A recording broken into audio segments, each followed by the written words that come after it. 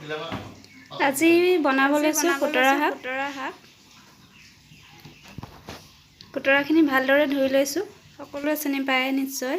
খুতৰা শাকখিনি ভালদৰে ধুই লৈছো। এতিয়া এখন কেৰাহী পাতি লৈছো। কেৰাহীখনত দিম মিঠাতেল।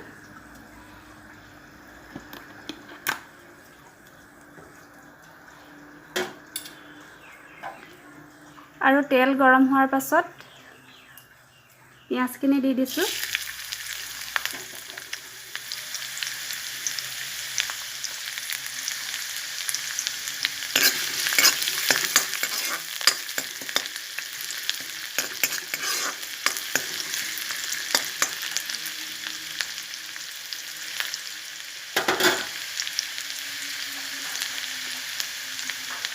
ইয়াতে তেলতে নিমখ দিম, নিমখটো কমকৈ দিম। প্ৰয়োজন হ'লে পিছত আকৌ দিম।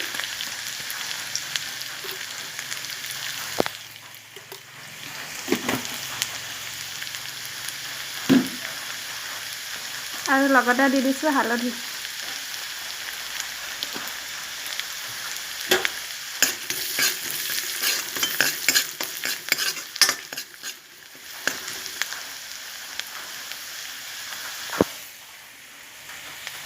আৰু দিছো এয়া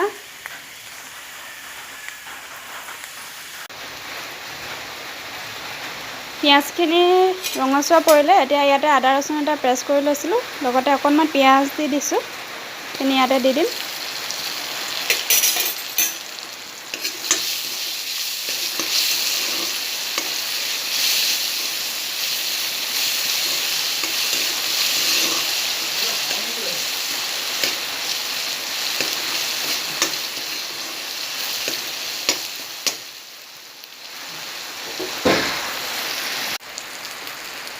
এতিয়া আদা ৰচুনখিনি অকণমান ৰঙচুৱা পৰিছে।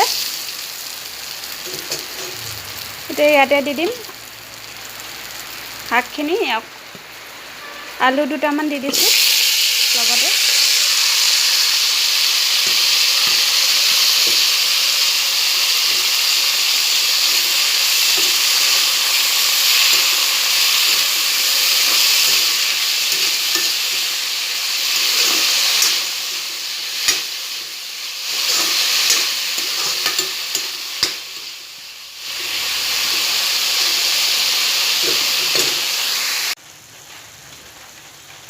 এতিয়া এনেদৰে চব্জিখিনি লৰাই দিলোঁ। তাৰ পাছতে অকণমান সিজিবৰ কাৰণে ঢাকনি লগাই দিম।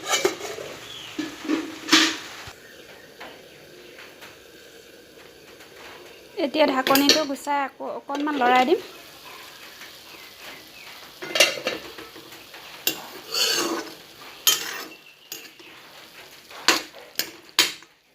মই ঢাকন মাৰি দিওঁতে একেবাৰে গেছটো ল' ফ্লেমত দি থৈছিলোঁ।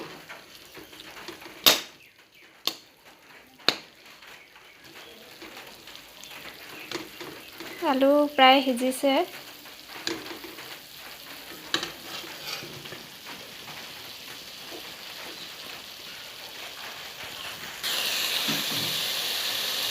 পানীটো একেবাৰে শুকাই যাব নিদিওঁ, অকল অলপ পানী থাকোঁতে এতিয়া মই এটা সৰিয়হৰ বগা সৰিয়হটো প্ৰেছ কৰি লৈছিলোঁ। আগতীয়াকৈ প্ৰেছ কৰি থৈ দিছিলোঁ। এতিয়া সেইটো মই ইয়াতে যোগ কৰি দিম।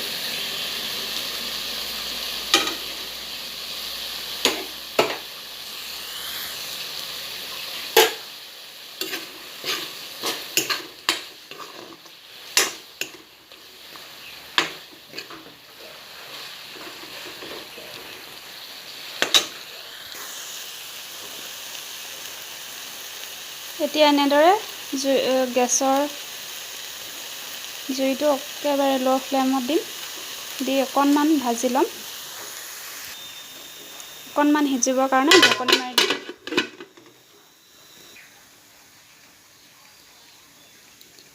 এতিয়া মই ঢাকনিটো উঠাই আকৌ এবাৰ লৰাই দিছোঁ।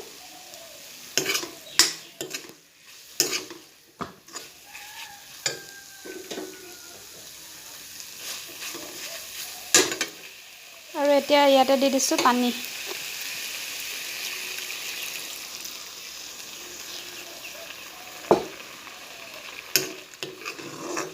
এইদৰে এনেদৰে একেবাৰে সহজতে ঘৰতে বনাই খাব পৰা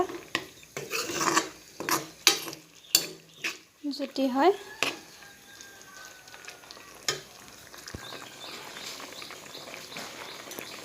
এতিয়া পানী দিয়াৰ পিছত ইয়াতে আৰু অকণমান নিমখ দি দিছোঁ। নিমখটো প্ৰথমে মই কমকৈ দিছিলোঁ। নিমখ দি লৰাই দিছোঁ।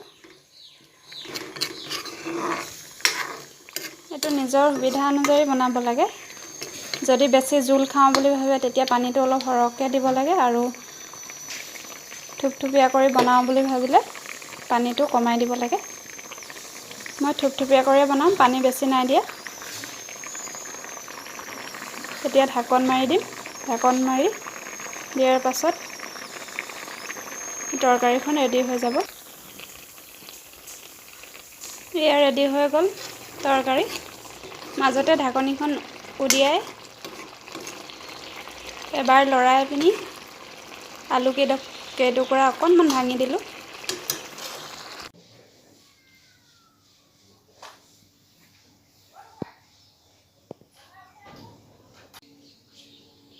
এয়া মোৰ খুতৰা শাকৰ চব্জি হৈ গ'ল।